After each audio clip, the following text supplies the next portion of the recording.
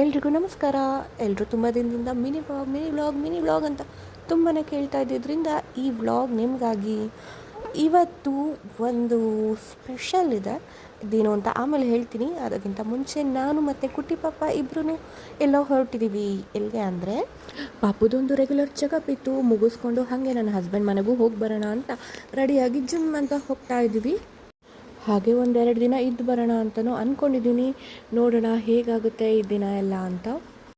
ಇವಳಂತೂ ದಾರಿನಲ್ಲಿ ಹಾಗೆ ಹೋಗ್ತಾ ಹೋಗ್ತಾ ನಿದ್ದೆ ಮಾಡಿಬಿಟ್ಲು. ನನಗಂತೂ ಪಾಪನ ಹಾಸ್ಪಿಟ್ಲಿಗೆ ಕರ್ಕೊಂಡು ಹೋಗಬೇಕು ಅಂದರೆ ಫುಲ್ ಟೆನ್ಷನ್ನು.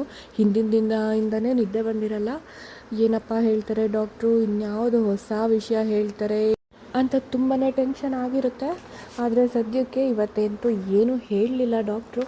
ಹಾಗಾಗಿ ಖುಷಿಯಿಂದ ವಾಪಸ್ಸಾದ್ವಿ ಮನೆಗೆ. ಅವಳು ಕೂಡ ಅವ್ರ ಅಪ್ಪನ ನೋಡಿದ್ದ ಎಕ್ಸೈಟ್ಮೆಂಟಲ್ಲಿ ಫುಲ್ ಖುಷಿಯಿಂದ ಕುಣಿದಾಡ್ತಾ ಇದ್ಲು. ಇನ್ನು ನಮ್ಮನ್ನು ಮನೆಗೆ ಡ್ರಾಪ್ ಮಾಡಿ ಅಪ್ಪ ಅಂತೂ ಹೊರಟ್ಬಿಟ್ರು ಬೇಗನೆ. ಇನ್ನು ನಾನು ಪಾಪು ಅಂತೂ ಮನೆಗೆ ಬಂದು ಫುಲ್ ರೆಸ್ಟ್ ಮಾಡಿ ಅಡುಗೆ ಅವ್ರು ಬರೋದಕ್ಕೋಸ್ಕರ ವೆಯ್ಟ್ ಮಾಡ್ತಾಯಿದ್ವಿ. ಅವರು 1:15ಕ್ಕೆ ಬಂದರು.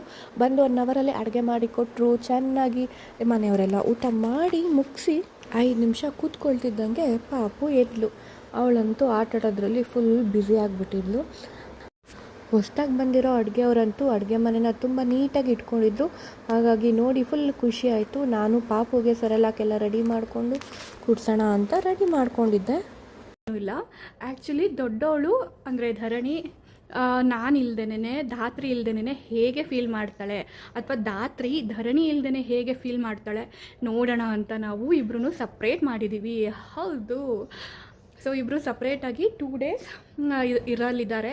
ನೋಡೋಣ ಹೇಗೆ ಅವರು ಬಿಹೇವ್ ಮಾಡ್ತಾರೆ, ಎಷ್ಟು ಮಿಸ್ ಮಾಡ್ಕೊಳ್ತಾರೆ ಅಥವಾ ಏನು ಮಿಸ್ ಮಾಡ್ಕೊಳ್ದೆ ಆರಾಮಾಗಿರ್ತಾರಾ ಏನು ಅಂತೆಲ್ಲ ನೋಡೋಣ. ಫಸ್ಟ್ ಟೈಮ್ ಪಾಪುಗೆ ಹಲಸಿನ ಹಣ್ಣು ಕೊಡ್ತಾ ಇರೋದು. ಅವಳಿಗಂತೂ ತುಂಬ ಇಷ್ಟ ಆಗೋಯಿತು.